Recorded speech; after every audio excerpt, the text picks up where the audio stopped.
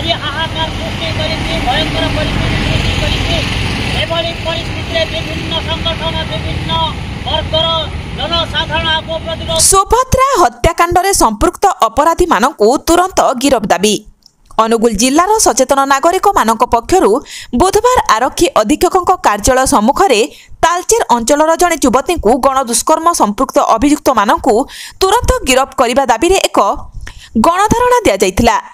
जेउथिरे तालचेर उपखंड रे सुजाता नामनी जड़े युवती को अत्यंत जघन्य भावे हत्या करा जिबा घटना जनसाधारण को अत्यंत मर्माहत करितिबा सचेतन नागरिक आवाहक परशुराम दास प्रकाश करिसंती। एभली एक संवेदनशील घटनार समस्त दिगरु तदंत करा जाई अविलंबे समस्त अपराधी को गिरफ करा जाई दृष्टांतमूलक दंड विधान करिवार आवश्यक व्यवस्था करिबा पई सचेतन नागरिक दाबी करिसंती। एथिसह महिला मानक सुरक्षा को गुरुत्व देबा एवं समाज रे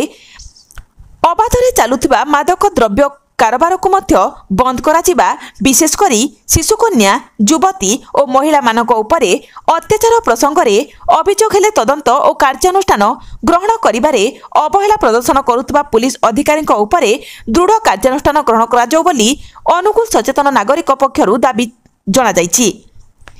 गणधारणा स्थल को अतिरिक्त आरक्षी अधीक्षक राजीव लोचन पंडा पहुंची अभियुक्त चिन्हट हो सारी और खूब शीघ्र सेमानकु गिरफ करा जिबा बोली बुझासुझा करिबा परे धारणा प्रत्याहृत